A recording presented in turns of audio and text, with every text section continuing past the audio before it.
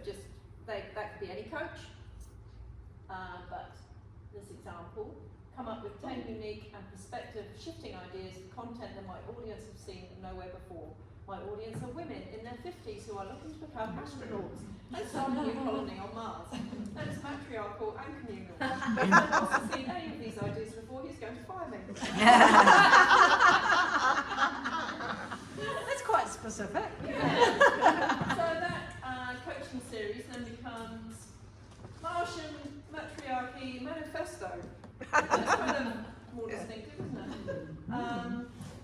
From corporate cubicle to command centre. Number 8, a new currency for a new world. Martian money. Yeah. So that just gives you It's that idea that the more you put into it, the more you will get out of it. And then this becomes quite distinctive as opposed to textbook ideas for coaches, you know. and I've also heard a tip where you tell AI what their role is. So you are a copywriter, you're an expert copywriter that specialises in website copy. Right. Please write me XYZ. Yeah. And you can say British spelling or New Zealand spelling, Yeah. or I'm a copywriter based in Wellington, Yeah. and then it will become more. Yeah. Well, My invite him audience to is Reo, XYZ. You can ask it to write into the all, and it will do some, but I would strongly suggest you cross it. But I will tell you, the more you do that, and the more everybody does that, the better it will become. So it's only ever working on what you're giving it, basically. And with the junior assistant analogy, it's like you wouldn't get them to do your research or your technical or your whatever. They'd probably know as much. They'll do the research, but don't get them to publish it. You know, publish from there. Sorry, what did you want? It's actually very good for writing code. Ah, It's good for writing programming code. yeah. Like if I need a bit of CSS and stuff now, instead of trying to figure it out, I just get ChatGPT. Right. Because Because think it's of where it very comes from. structured. It comes from geeks. Yeah. Yeah. So it actually probably knows more about CSS, HTML and PHP. Programming code's very structured. Yeah, and it's all structured, so Jenny? I was just going to say the tone of voice, so you can actually Yes. get in there. I want to be fun. Yeah, I want to be fun, so I want to be Formal friendly. and professional. Yeah, exactly. Yeah. I want to be a little bit quirky. Yeah. I want to tell a joke. You can actually put in a piece that you've written yourself and ask it to use the same tone of voice as your Oh, Yeah. which is, So write in the same style as what Yeah. I'm going to tell you. And I've seen a thing where you give it lots of content, like you're saying, some of your posts or your website content or your blogs or whatever, and then say, make a style guide out of this, and then use that style guide. oh, Yeah. That's It's cool. really only limited by your imagination of. But it does hallucinate.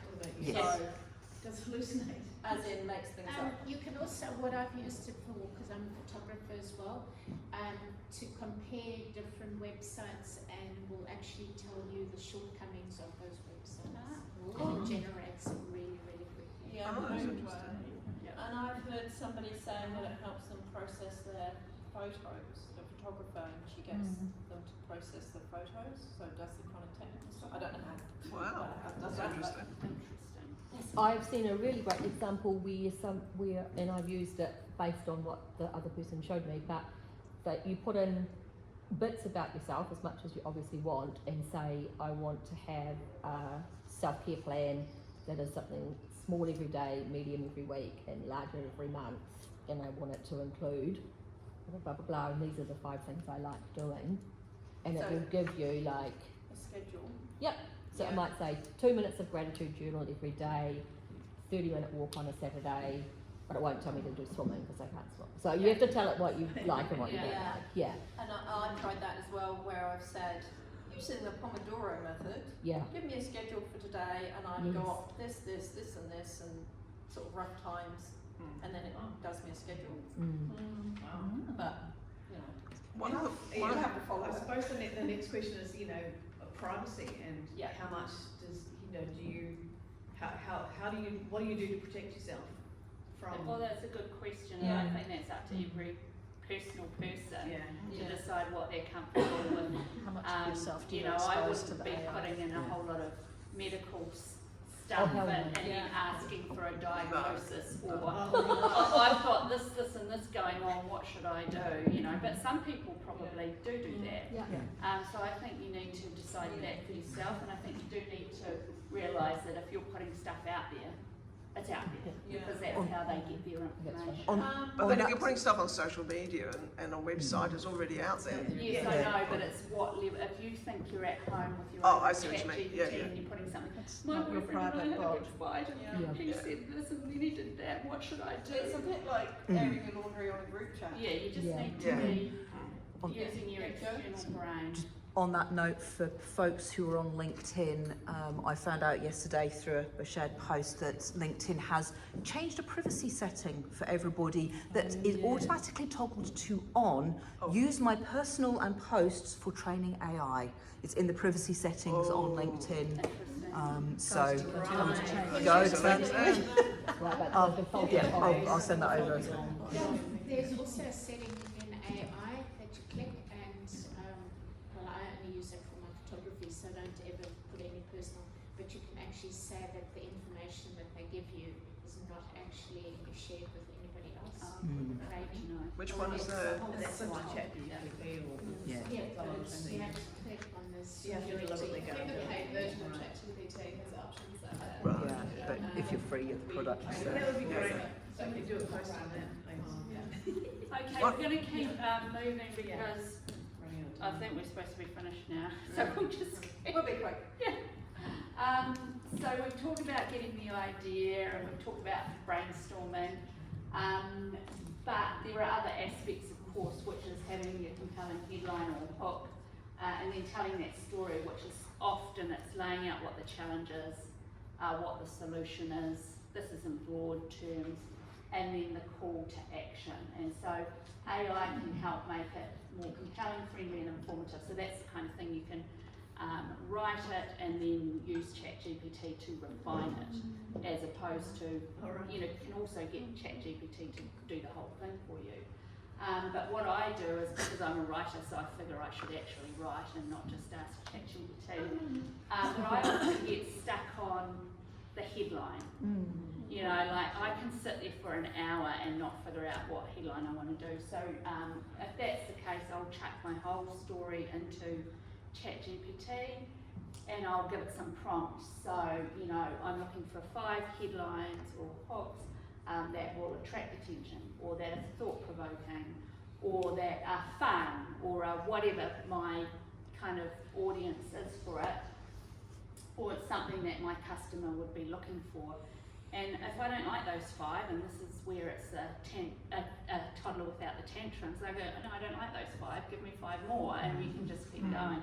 And usually I won't use that entirely, I'll tweak it or whatever, but it's usually enough to stop the writer's block and just move on to the next thing. I reckon that a lot of the journalists that stuff and post use that, Yeah, I think so too. because most of the headlines now don't even relate to the story half the Yes. time. It's just like, oh, Clickbait. sensationalist. Clickbait. Yeah. So that's what I was just kind of saying, is you can also get AI to help you with the entire process. Yeah, and you can say, give me a framework for whatever it is you want to do, you know, like, I don't know, write a business plan or something.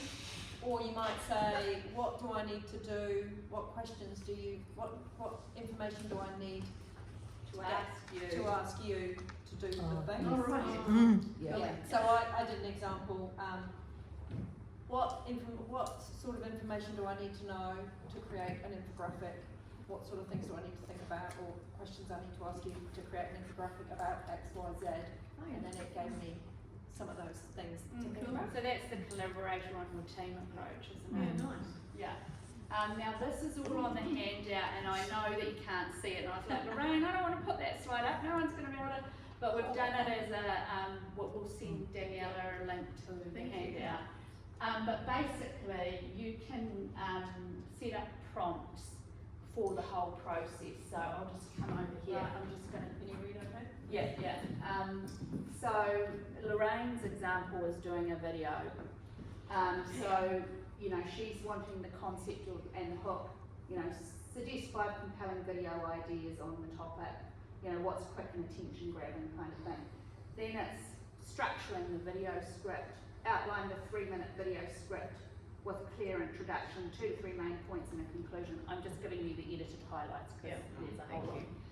Then expanding on the script, you know, draft a concise and engaging script for the production of the 3-minute video.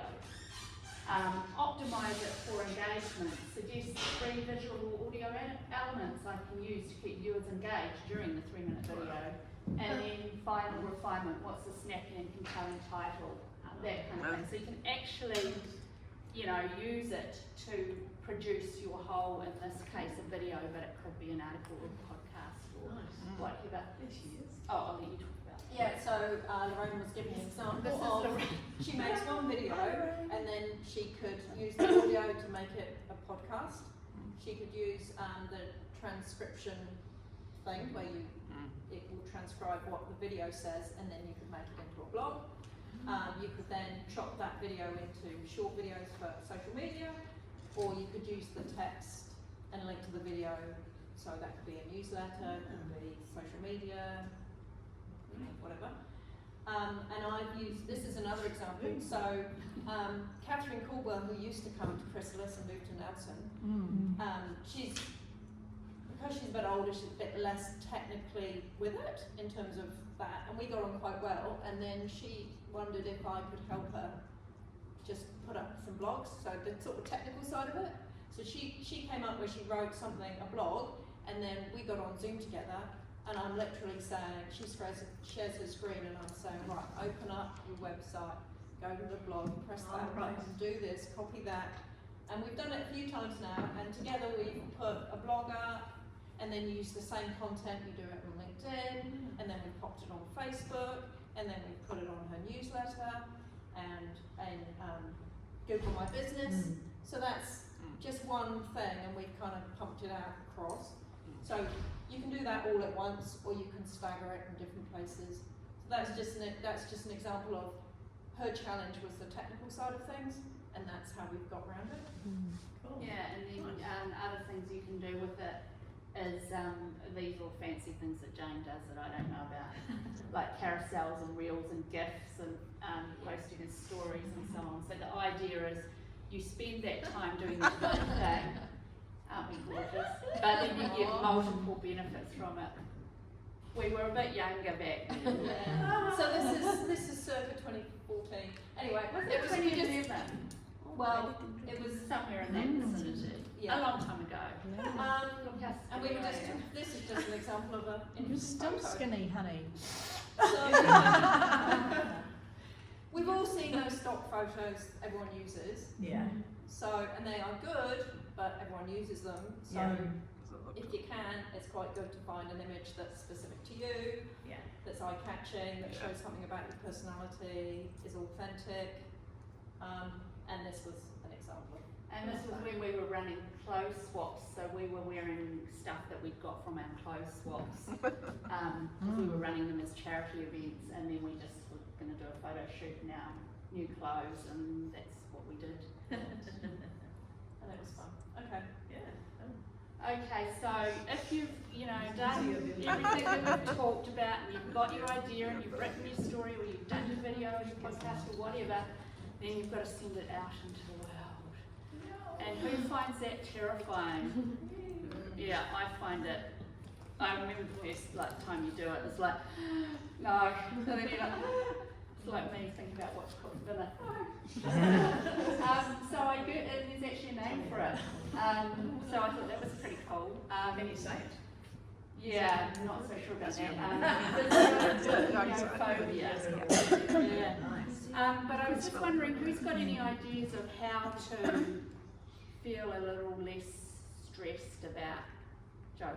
Well, the first one is just do it, because the whole, it gets a lot easier the more that you do it, and particularly when you start to go, actually, things like LinkedIn, you can go back and edit it afterwards. It's not, if you really read it and then go, oh, blimmin' hell, it's a stupid typo in the middle.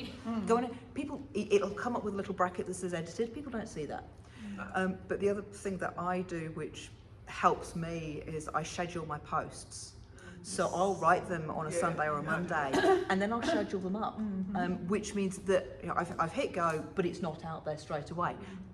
And then I forget about it until people start commenting. I go, oh, that went live.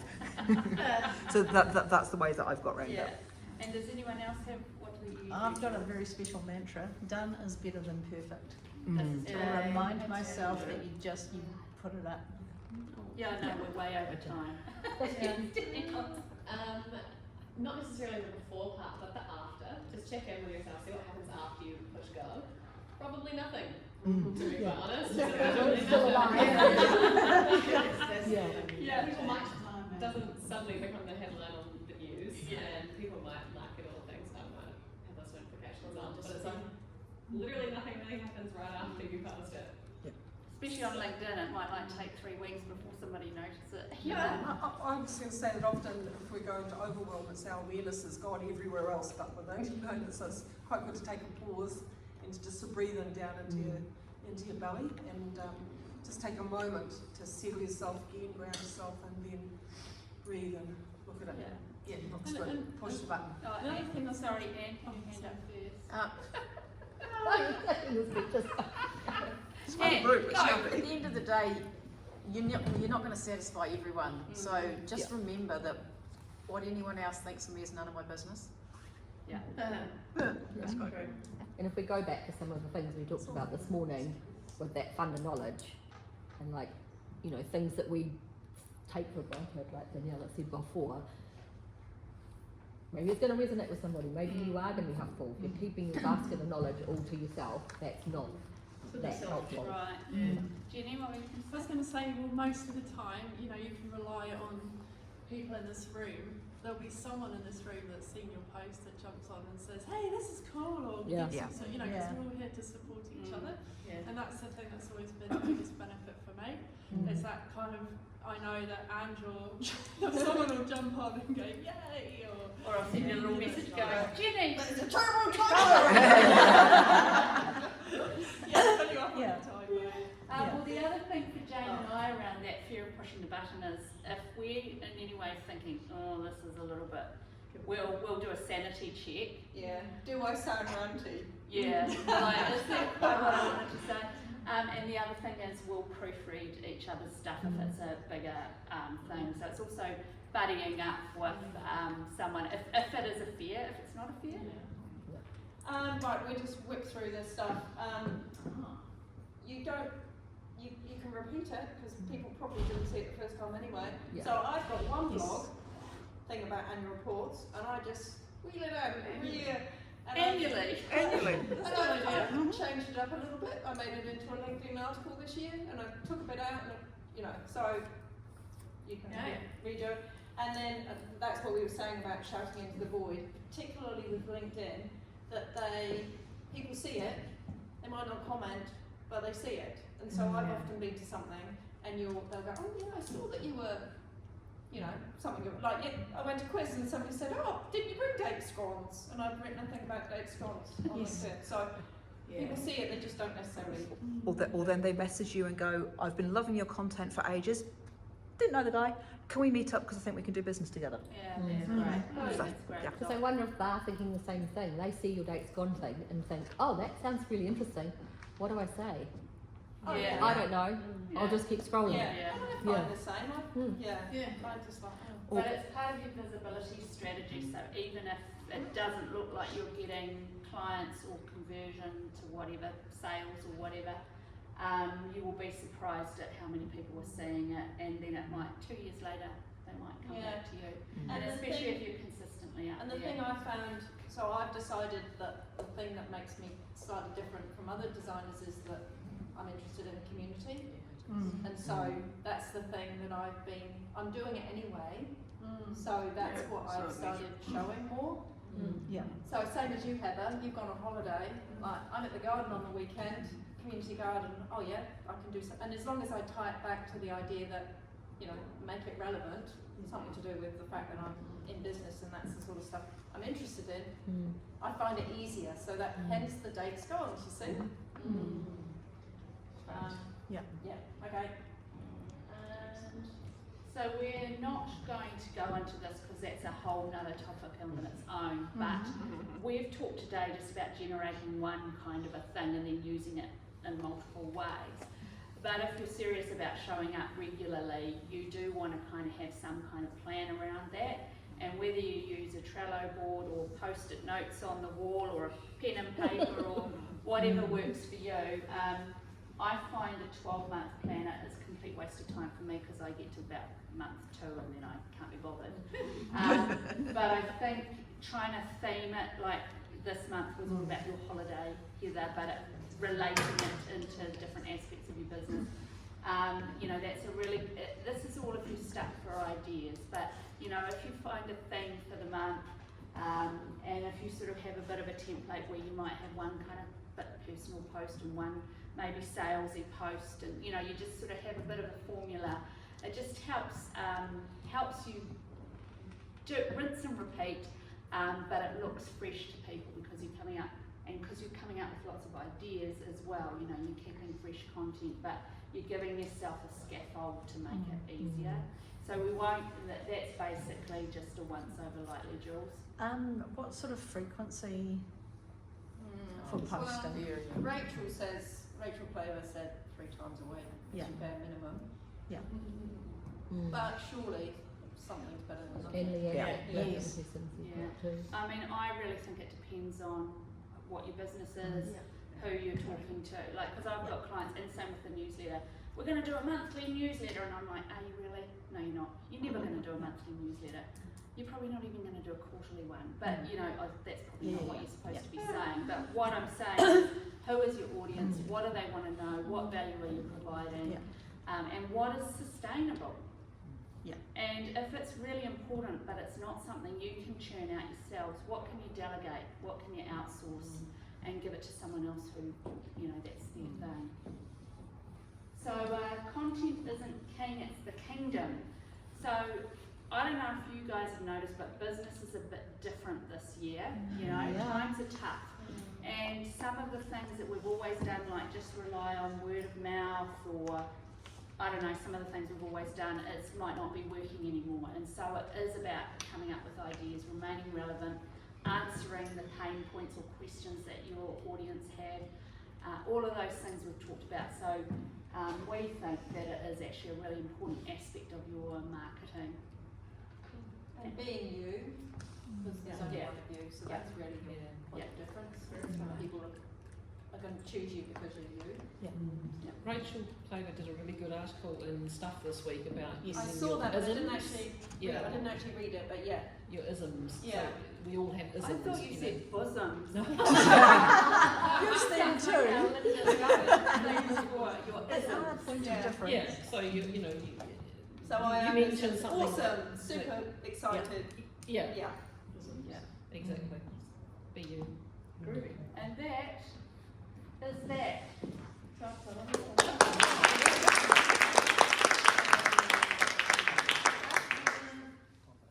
was just going to say there was a slide before this that we skipped. So do you want me to talk about that now? Yeah. Okay. I was just going to say, are there any questions though about that? We'll make sure there's a link to the AI prompt handout. Liz? Not a question, but if you're doing research and you don't want ChatGPT just to make stuff up, you don't want to pay, Perplexity is another AI which has been recommended to me. I really like it because it gives you the references it's using, Right. so you can actually go back to the original source, Yeah. which Can can be you read. email that to Danielle? Yeah, It's yeah. like- I'll just put it on the Facebook Oh, page. yeah, Yeah. right. Yep. Yeah. Anybody else? We're all good. We just had an earlier slide there about Pro-Real Women and Family Centre. So that's our charity that we've been supporting all year and donating food and pyjamas and what have you. I don't know whether you have seen what's been in the news about it. Yeah, and Jules, you'll know because you do baking for them and that. Yeah. So they're currently closed, and there are a few issues and investigations going on. So we're not going to be supporting them. We can't because they're not open. And we'll just kind of see, I guess we're 3/4 of the way through the year now, so I think we'll just kind of maybe think about what charity we want to support next year. But so I just wanted to thank everybody who has brought stuff along, and the stuff that we brought, you know, went to the people that needed it, and I'm confident of that. But it is just very upsetting that they've had to close, because it's a real important service in our community, and disappointing about the circumstances. And if you haven't read it, you can Google it. But